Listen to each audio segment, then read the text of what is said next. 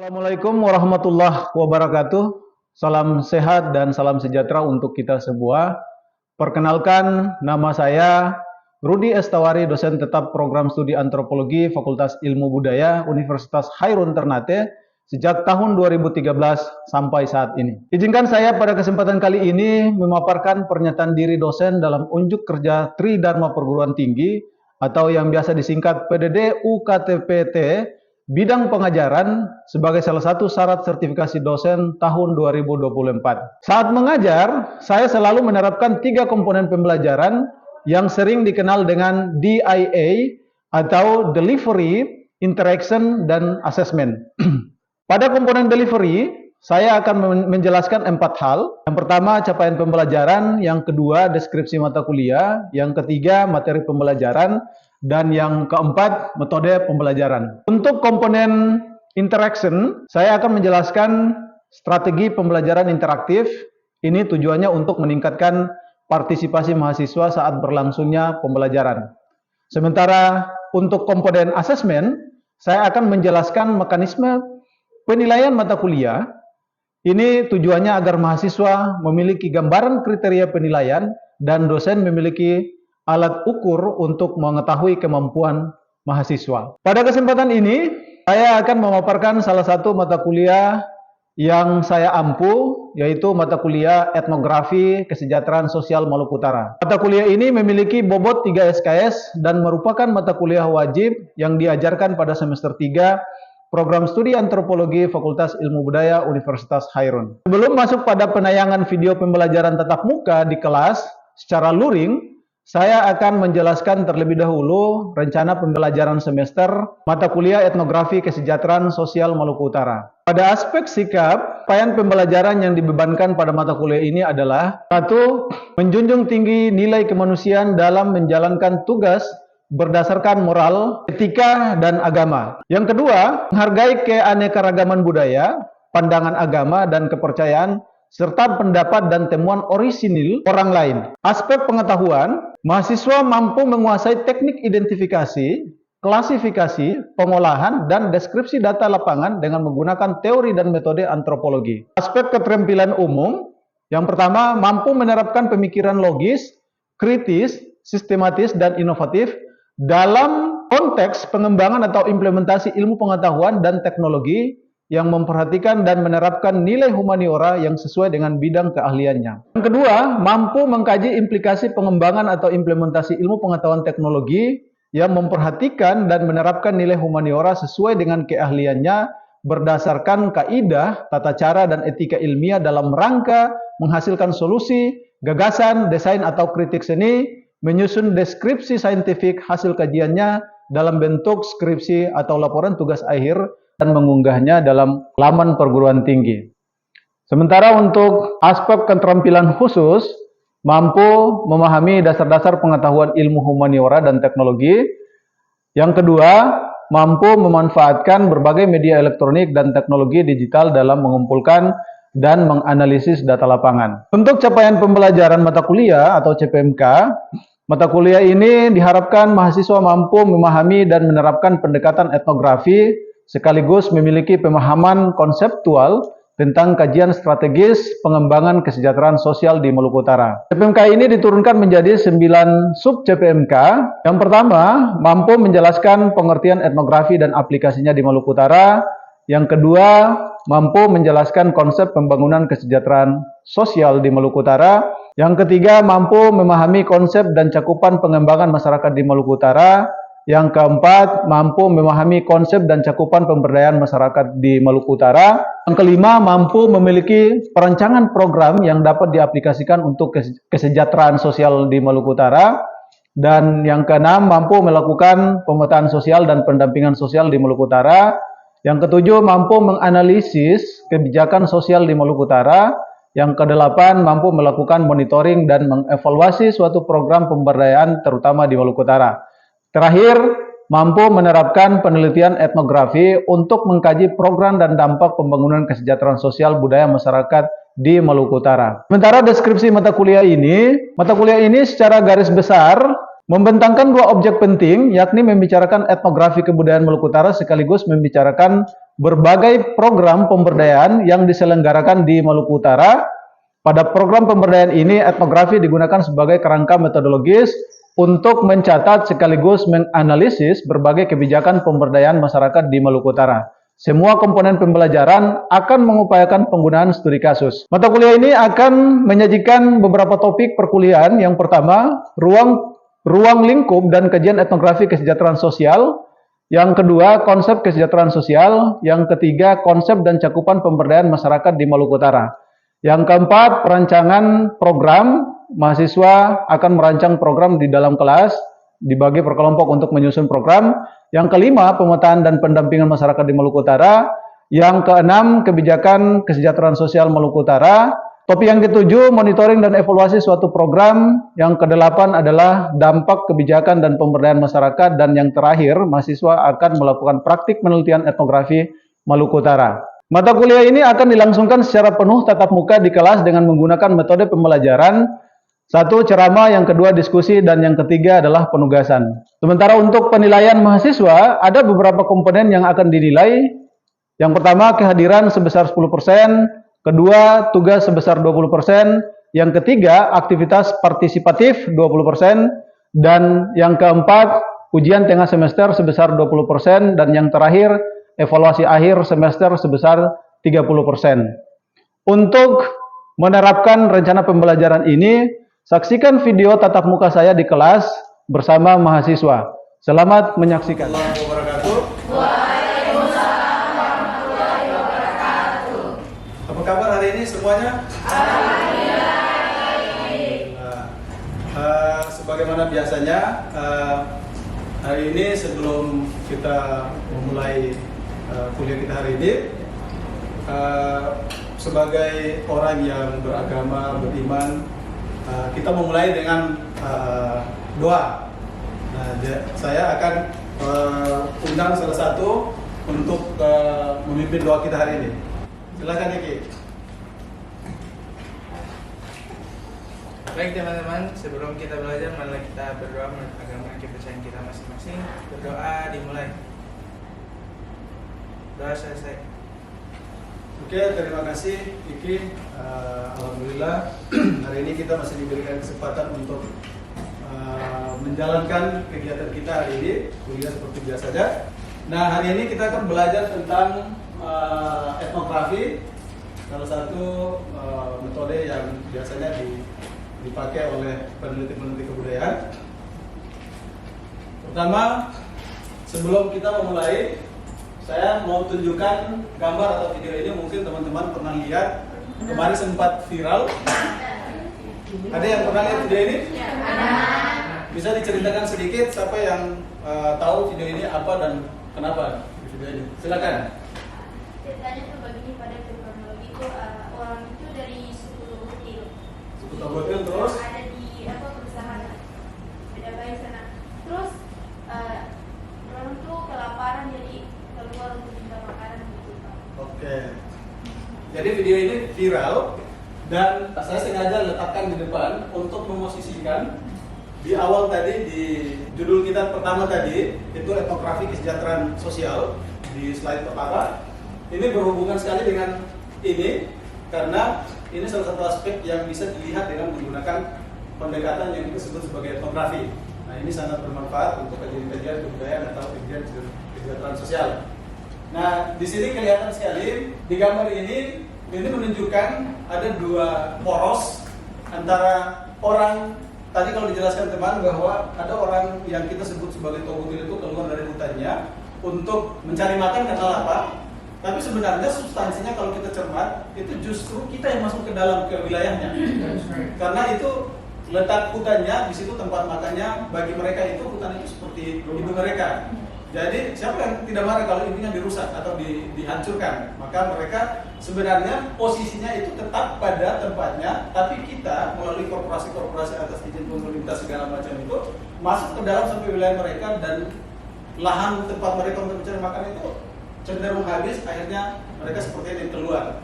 Jadi perlu ada pendekatan yang kita sebut sebagai etnografi itu sebagai teknik untuk melakukan penelitian-penelitian seperti yang ada di gambar ini. Ini salah satu bentuk dari kegiatan etnografi yang bisa kita, objek yang bisa kita gunakan untuk meneliti dengan menggunakan pendekatan etnografi. Pertama, kita harus mengetahui dulu apa itu etnografi. What is the ethnography? Nah, etnografi itu salah satu pendekatan. Sebenarnya kalau kita lihat asal usulnya, ini pendekatan yang muncul di dalam ilmu antropologi. Dalam ilmu antropologi, metode ini muncul berawal dari catatan-catatan sederhana dari para musafir, para pelaut, atau para pegawai pemerintah kolonial dan seterusnya yang membuat catatan-catatan itu. Tapi awal-awalnya belum diketahui itu sebagai sebuah etnografi. Tapi itu masih sekedar catatan biasa. Nanti mulai belakangan baru ada namanya etnografi. Tapi induknya sebenarnya lahir dulu ilmu antropologi, baru ada teori ini muncul. Ini penjelasan singkatnya. Etnografi itu berasal dari kata etnos atau bangsa atau etnik, dan grafi itu tulisan gambar deskripsi. Sementara secara harfiah etnografi adalah suatu tulisan yang menggambarkan suatu masyarakat, kelompok atau kehidupan manusia. Jadi secara tidak langsung etnografi itu adalah ini yang di bawah ini menggambarkan suatu masyarakat atau kelompok atau kehidupan manusia. Yang kedua, etnografi adalah bentuk penelitian lapangan yang intensif yang melibatkan pengamatan mendalam terhadap konteks budaya yang diteliti. Ini menurut Clifford Geertz, salah satu antropolog yang banyak sekali meneliti kebudayaan yang ada di Indonesia. Kemudian berikut Malinowski, tujuan etnografi adalah memahami sudut pandang penduduk asli, hubungannya dengan kehidupan untuk mendapatkan pandangan mengenai dunianya. Terus yang terakhir, etnografi merupakan pekerjaan mendeskripsikan suatu kebudayaan. Ini menurut Spradley, ini Malinowski, ini Geertz, dan ini secara etimologisnya, asal usul katanya dari bahasa Yunani. Secara sederhana, etnografi itu dapat dipahami dua bagian. Nah, ini penting sebagai nanti Anda lulus sebagai mahasiswa Fakultas Ilmu Budaya, mau apapun jurusannya, mau antropologi, mau sastra Indonesia, mau sejarah, mau apapun itu, pendekatan ini sangat cocok untuk ilmu-ilmu humaniora yang di dalamnya seperti yang ada di fakultas kita. Etnografi itu secara garis besar, benang merahnya kita bisa melihat ada dua bagian. Satu, sebagai laporan penelitian tentang aktivitas manusia. Yang kedua, sebagai metode penelitian tentang aktivitas manusia. Tadi di awal kan saya jelaskan bahwa jauh sebelum orang menyadari tentang etnografi itu, orang sudah mulai membuat catatan-catatan seperti kalau di Maluku Utara itu kayak setiap tulisan pasti menggunakan catatan naida dan seterusnya. Naida itu bukan peneliti seperti yang kita pahami sekarang, tapi dia memiliki minat untuk mencatat tentang adat istiadat, suku tertentu, ras, dan segala macam itu. Lalu dengan catatan-catatan itu, kumpulan catatan-catatan itu kita menyebutnya sebagai laporan penelitian etnografi atau laporan catatan etnografi. Di satu sisi, etnografi sebagai metode. Hari ini barangkali kita lebih fokus yang bagian keduanya sebagai metode, karena ini digunakan untuk meneliti kebudayaan. Oke? Bisa paham ya? Sampai sini. Satu, etnografi sebagai laporan penelitian terhadap aktivitas manusia ya, karena kita konsentrasinya ke kebudayaan. Kesejahteraan sosial itu bagian dari juga kebudayaan. Yang kedua, sebagai metode penelitian. Ini ciri utamanya. Suatu saat kalau Anda menjadi peneliti, pasti Anda juga akan menggunakan itu. Nah, ciri utama penelitian etnografi itu pertama holistik integratif, yang kedua thick description, yang ketiga analisis kualitatif untuk mendapatkan point of view. Holistik integratif itu maksudnya secara menyeluruh dan terpadu. Kan di dalam kehidupan masyarakat itu kan ada unsur-unsur kehidupan yang banyak. Nah, kalau kita melihat ke suatu kebudayaan masyarakat hanya satu unsur saja, itu bagi etnografi itu tidak bisa, karena kehidupan yang satu unsur itu mempengaruhi yang lain. Misalnya orang membangun rumah misalnya, kenapa rumahnya modelnya kayak begini? Barangkali dia mengadaptasi terhadap lingkungan tertentu. Misalnya kalau di masyarakat yang di wilayah yang gampang gempa misalnya, itu ada rumah-rumah tertentu yang mungkin dia menggunakan tiangnya diagonal karena dia mengadaptasi gampang gempa dan seterusnya. Next, kerja lapangan. Etnografi itu mencatat 3 hal. Satu, dari hal yang dikatakan orang, terus dari cara orang bertindak, dari berbagai artefak yang digunakan orang, sesuatu yang sifatnya material. Jadi ada 3 ini yang kita catat. Dengan menggunakan pendekatan etnografi, ketika kita meneliti kebudayaan Maluku Utara, maka kita menggunakan melihat hal ini sebagai bagian dari data yang akan kita ambil. Di sini Malinowski menegaskan bahwa etnografer itu harus menarik generalisasi bagi dirinya sendiri, hanya memformulasikan pernyataan abstrak tanpa bantuan langsung dari informan atau penduduk setempat. Menurut Malinowski, artinya kalau masyarakat itu tidak tahu, kadang kita yang menginterpretasi itu. Jadi bagi mereka tidak tahu tentang apa yang kita lihat. Mereka tidak, pada saat wawancara tidak mungkin menjelaskan itu, tapi dengan pengamatan, dengan wawancara tadi kita bisa mengetahui sebuah yang itu. Makanya yang kita yang abstraksikan itu tentang kehidupan yang kita amati. Ini etikanya, menyampaikan tujuan penelitian ketika ke lapangan, ketemu dengan masyarakat, kasih tahu kita akan melakukan ini dan seterusnya. Terus mengamankan hak, kepentingan, sensitivitas informan. Terus melindungi privasi informan, jangan mengeksploitasi informan. Laporannya diberikan ke mereka kalau hasilnya sudah bagus. Jadi ini etikanya harus diingat. Next, ini penting diperhatikan di lapangan. Satu, catatan observasi. Yang kedua, wawancara, rekaman, buku harian, dokumen pribadi. Ini semua penting untuk penelitian etnografi. Catatan observasi, wawancara, rekaman, buku harian, buku pribadi, dan seterusnya. Next. Ini jenis-jenis catatan lapangan, ada laporan ringkas, membuat laporan yang diperluas, terus peneliti membuat semacam jurnal untuk mengetahui perkembangan penelitiannya, misalnya hari ini buat apa, besok buat apa, dan seterusnya, selama 1 tahun lebih itu. Nah, kalau penelitian etnografer yang profesional itu hidupnya minimal 18 bulan itu. Lalu terakhir analisis dan interpretasi. Ini cakupan etnografi. Satu, lokasi lingkungan alam dan seterusnya. Ini saya pernah singgung sebelumnya.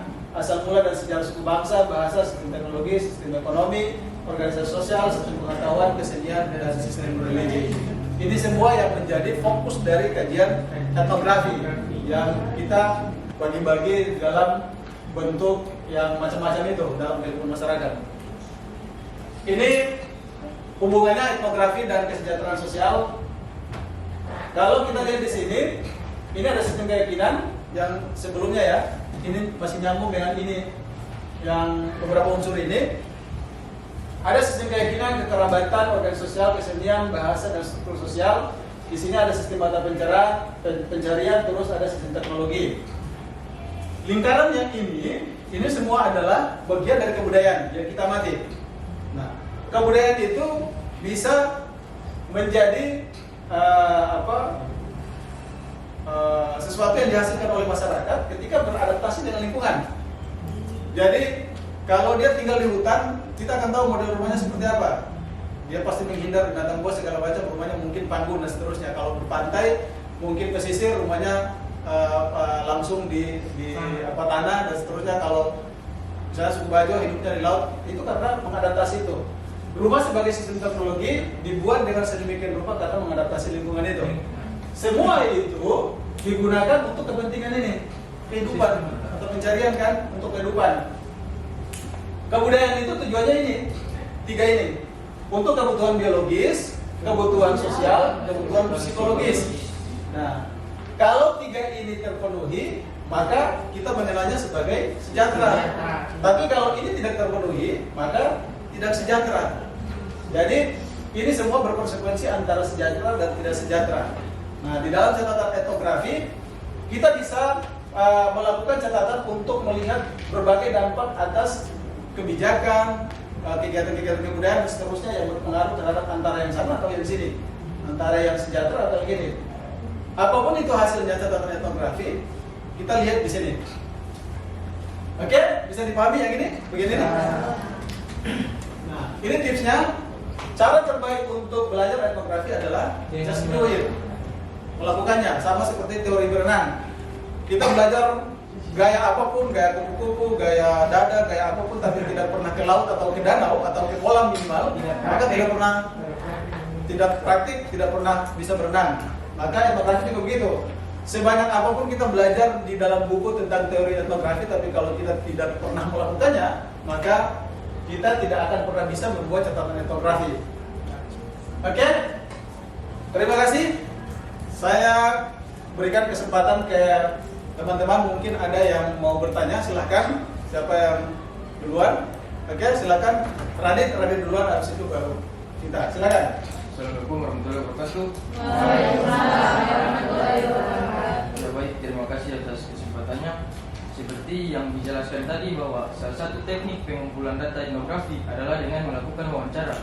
Seperti yang kita semua ketahui bahwa dalam masyarakat itu terdapat banyak orang. Jadi kira-kira itu bagaimana cara yang tepat untuk kita menentukan layak dan tidaknya orang yang akan kita wawancarai. Terima kasih. Oke. Ada lagi? Biar sekalian saya bisa jawab sekalian. Assalamualaikum warahmatullahi wabarakatuh. Waalaikumsalam. Terima kasih atas kesempatan yang diberikan kepada saya. Mungkin pertanyaan saya juga terkait dengan wawancara. Yes. Jadi tadi kan sudah dijelaskan wawancara itu penting. Nah, yang saya tanyakan, ketika saya ingin melakukan penelitian, kemudian saya melakukan wawancara terhadap narasumber, Yes. Nah, kalau narasumber tersebut dia berikan informasi atau penjelasan, dia berbohong begitu Pak. Apakah kita tetap menggunakan data tersebut sebagai penelitian kita atau bagaimana Pak? Soalnya tadi dijelaskan harus ada data penelitian. Oke. Mungkin itu saja. Terima kasih. Terima kasih. Assalamualaikum warahmatullahi Yang pertama, untuk pertanyaan pertama, Radit tadi sebenarnya untuk menentukan seorang itu bisa diwawancarai atau dalam bahasa etnografi atau penelitian kemudian kita menyebutnya sebagai informan itu bermacam-macam. Misalnya Spradlin misalnya menyebut cara menentukannya bisa harus kultural penuh. Kultural penuh itu maksudnya si orang itu yang kita wawancara itu benar-benar hidup lama dengan kebudayaan itu. Terus punya waktu yang cukup, terus non analitik dan seterusnya. Itu beberapa contoh-contoh pembatasan tentang atau kriteria untuk menentukan seseorang itu bisa dijadikan informan atau tidak. Jadi sebenarnya kalau kita sudah terbiasa meneliti etnografi itu dengan sendirinya akan terbentuk itu. Karena tadi di awal kita sudah jelaskan tadi bahwa seorang etnografer meneliti itu kan minimal 18 bulan. Waktunya 1 tahun lebih itu kan cukup lama. Artinya dalam kehidupan itu kita bisa tahu, oh dia ini yang bisa dilayak untuk diwawancara, dia ini punya pengetahuan tentang yang saya mau tanya dan seterusnya. Karena bahkan bahasanya pun bisa sudah kita tahu itu. Terus yang kedua, kalau misalnya data itu disampaikan si informan itu berbohong misalnya, maka data itu tidak bisa dipakai karena dalam penelitian etnografi kita tidak mungkin menggunakan data yang berbohong. Jadi data yang penting dipakai adalah ketika apa yang disampaikan. Makanya tadi di teknik itu ada 3: observasi, wawancara, mendalam. Dengan wawancara itu kita bisa melihat, misalnya di wawancara dia berbohong, tapi kita bisa buktikan melalui amatan. Jadi dengan pengamatan itu, makanya dua-dua ini di dalam etnografi itu tidak bisa dipisahkan. Ada wawancara, ada etnografi. Pengamatan kita bisa keliru, kita buktikan dengan wawancara untuk memverifikasi apa yang kita amati itu. Barangkali apa yang kita lihat salah. Hasil wawancara untuk membuktikan benar tidaknya, kita menggunakan observasi atau pengamatan untuk membuktikan bahwa apa yang dia bilang benar atau tidak. Yang misalnya di dalam penelitian, mungkin dia merasa bangga dengan kebudayaan tertentu, tapi faktanya barangkali tidak pernah dia, misalnya di dalam budaya-budaya seperti Togal, Tide-Tide misalnya, ketika kita tanya dia bangga sekali bahwa dia memiliki kebudayaan seperti itu, Togal, Tide-Tide, segala macam. Tapi pada saat dia putar musik justru dia lebih suka yang pop, Linkin Park dan seterusnya. Artinya apa? Dari mulutnya itu dengan amatan kita beda itu, dua-dua itu. Oke? Clear? Jelas? Jelas. Oke? Untuk persiapan minggu depan, ini tugas untuk Anda nanti dibuat di rumah minggu depan dikumpul. Nah, ini sekedar latihan saja karena kita belajar etnografi. Yang pertama, teman-teman akan membuat deskripsi tentang ibu kandung sendiri. Kenapa membuat deskripsi tentang ibu kandung sendiri?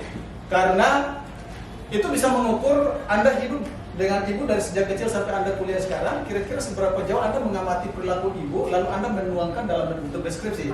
Seberapa kuat Anda punya kepekaan terhadap amatan itu. Karena etnografi itu sebenarnya kepekaan. Anda mengamati sesuatu itu. Bisa tidak ibu yang melahirkan Anda mulai dari, kalau bahasa istilahnya 9 bulan 10 hari terus menyusui dan seterusnya sampai sekarang Anda kuliah, bisa tidak Anda mendeskripsikan seorang ibu yang hidup dengan Anda begitu lama, tapi di dalam 2 halaman bisa tidak Anda selesaikan dengan menjelaskan begitu banyak kontribusi ibu terhadap Anda? Itu tujuannya. Jadi dengan Anda mendeskripsikan itu sebagai latihan, bahwa nanti penelitian terbaru sebenarnya nanti kita ke lapangan, tapi sebagai latihan, buat ini deskripsi ibu supaya saya bisa melihat kemampuan bahasa dan kepekaan mahasiswa terhadap suatu objek. Nah, objeknya adalah mama tadi. Oke? Jelas? Ada lagi yang mau bertanya? Tidak ada? Jelas ya? Kapan Bang? Deadline-nya kapan? Minggu depan, Bang. Ini minggu depan. Oke? Kalau sudah tidak ada, kita akhiri pertemuan kita hari ini dengan mengucapkan alhamdulillahirabbil alamin. Assalamualaikum warahmatullahi wabarakatuh.